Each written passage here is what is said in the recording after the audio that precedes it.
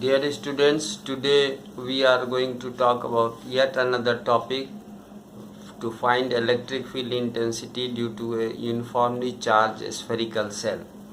Here we have considered that the surface charge density of the spherical cell is sigma, and we also consider its radius to be capital R.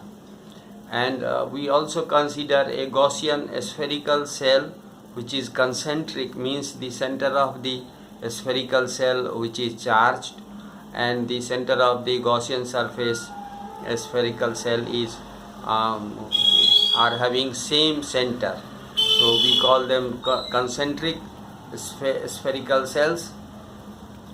And we also take the radius of Gaussian surface to be small r.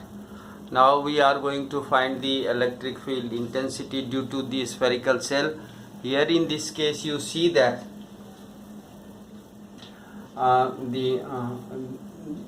we take three cases separately one by one.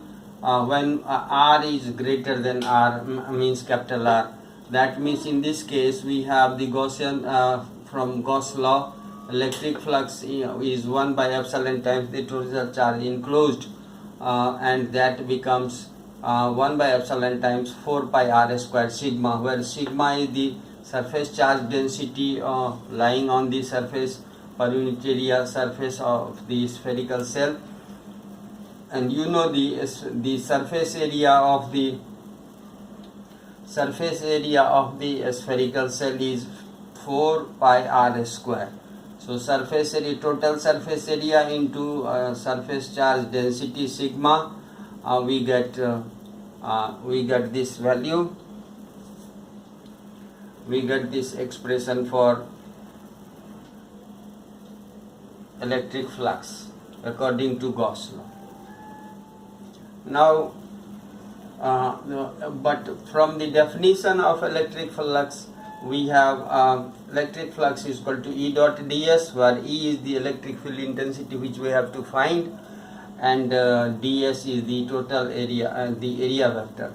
Now we integrate the whole thing. You see the electric field intensity at all points from the center, equidistant points from the center of the spherical cell is constant, and therefore we take it outside the integration, and the within the integrand is left the area vector. When we add all the area vectors, say for example we consider a small area vector, and we add all such area vectors, it will become equal to the total surface area of the spherical cell, and therefore we have E into 4 pi r square. That is we call it equation number 2. On equating these two, what we see is electric field intensity E will be equal to 1 by epsilon naught 4 pi r square sigma, 1 by epsilon naught 4 pi r square sigma, divided by the remaining factor of this expression 4 pi r square. So here you see 4 pi in numerator and denominator both are cancelled, and so we get 1 by epsilon naught r square by r square into sigma. This is the one expression for the magnitude of the electric field at any point lying outside the spherical cell. But if we write it in different form, we can use 4 pi r square into sigma. We can use this expression for total charge enclosed by the Gaussian surface. This is Gaussian surface shown by the dotted line, and then that divided by 4 pi r square. So you see epsilon into 4 pi is 1 by 4 pi epsilon naught is equal to Coulomb's constant. So we can also write the same electric field intensity at any point outside the spherical cell equal to K times Q in by R square. This is another way of expressing the electric field intensity due to a charged cell at any point outside the spherical cell. Now we consider another case when R is equal to small r is equal to capital R. In this case, what you see that r square and r square are equal, so that cancelled, so it becomes sigma by epsilon naught, sigma by epsilon naught, or we can write it over here, and now small r is equal to capital R, so we can write it K Q in by R square. Now don't confuse that this is small k, it is not R. Usually you get confused with this symbol because this one is italic K.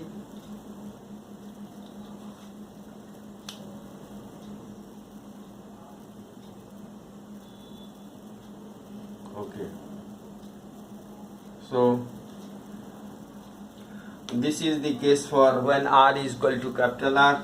Now if we have the third case, R is less than capital R, means this point P lies within the spherical cell. In that case, what you see that the total charge enclosed by the Gaussian surface. Now in this case the Gaussian surface will be somewhere within the cell, and there is no charge in the interior of the cell. So the total charge in the interior of the cell is 0. Therefore, according to Gauss law, phi total electric flux will be 1 by epsilon naught Q in. Q in is 0. Therefore, total flux will be 0. As this becomes 0, the equation number 1, this becomes 0, and then if we equate, you get electric field also equal to 0.